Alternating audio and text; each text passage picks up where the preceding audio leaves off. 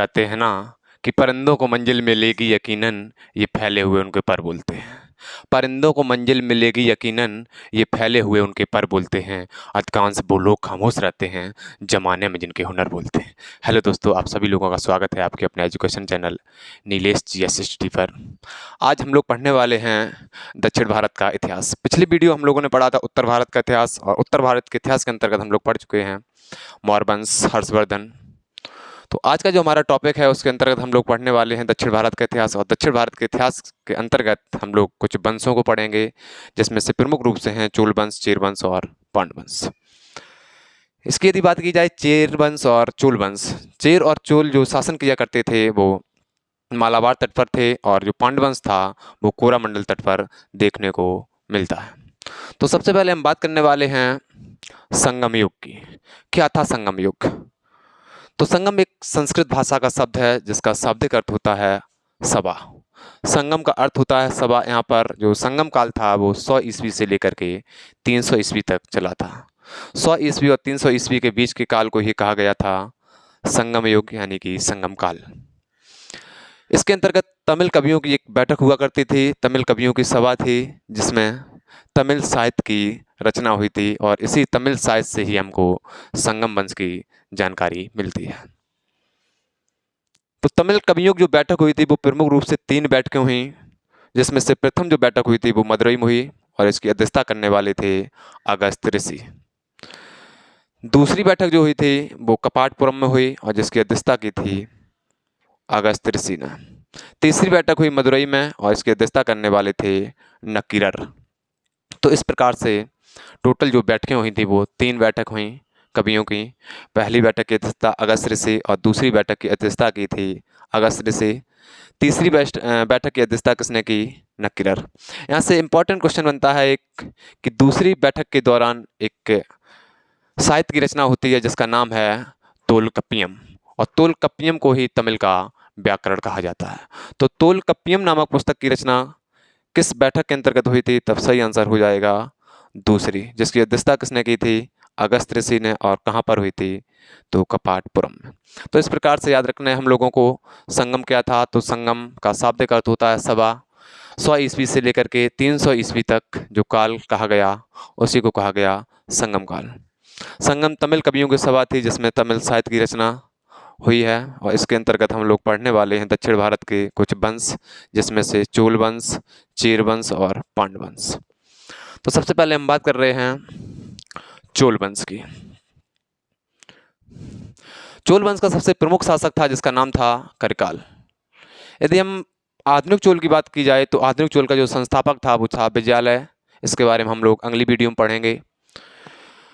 तो चोल वंश का जो प्रतीक चिन्ह था वो था बाघ, और चोल वंश का जो शासक था, प्रमुख शासक था, जिसका नाम था करिकाल। चोल की राजधानी कहाँ पर? पोहार, कावेरीपट्टनम। और श्रीलंका पर चोल राजाओं के द्वारा विजय प्राप्त की गई थी। इस प्रकार से ये पॉइंट आप लोगों को याद रखने हैं। तो चोल का प्रतीक चिन्ह क्या था? बाघ। चोल का सबसे प्रतापी शासक कौन था? करिकाल। राजधानी हुआ करती थी पोहार। आगे हम बात कर रहे हैं चेर वंश। चेर वंश का जो प्रतीक चिन्ह था वो था धनुष। इसका सबसे प्रतापी शासक हुआ करता था सेनगुटवन। सेनगुटवन से एक क्वेश्चन बनता है, सेनगुटवन ने चेर राज्य में पत्नी पूजा, इसी को कहा जाता है कन्नगी पूजा। तो कन्नगी पूजा को प्रारंभ किसने किया था? तब सही आंसर हो जाएगा सेनगुटवन।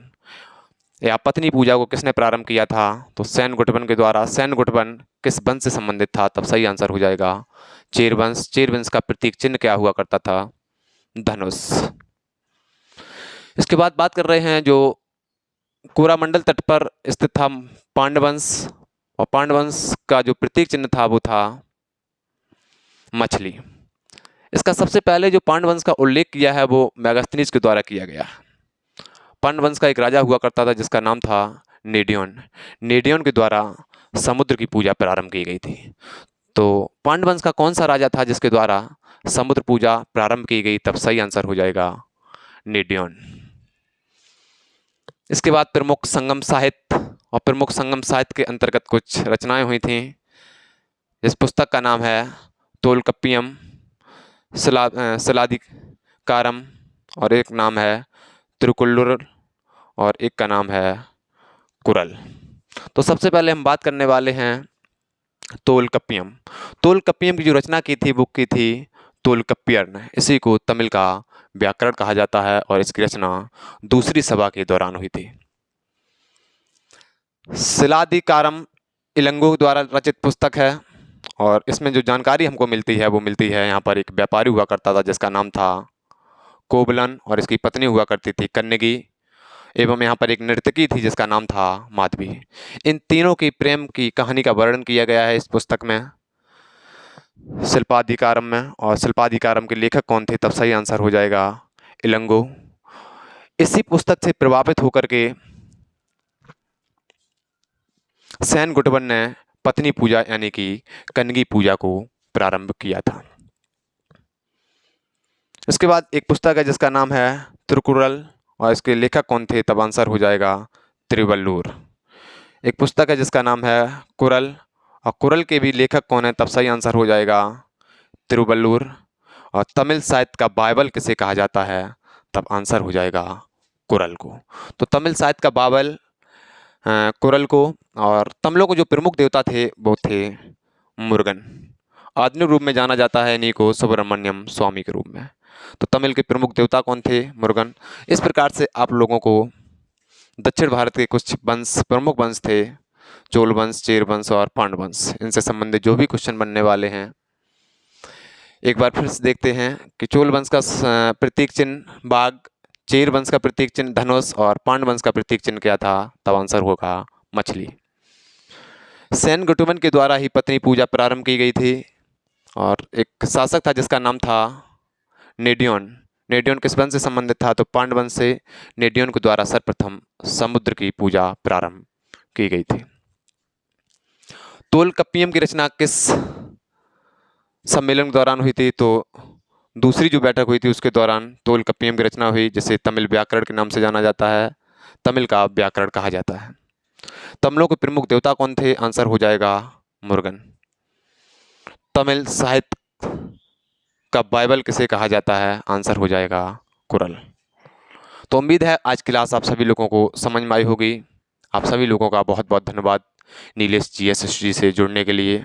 यदि आप लोगों ने पिछली क्लास की वीडियो नहीं देखी हैं तो उनको जाकर के देखिएगा और अपनी तैयारी में 4 चांद लगाने का कार्य करेंगी। All the best, good luck, have a nice day.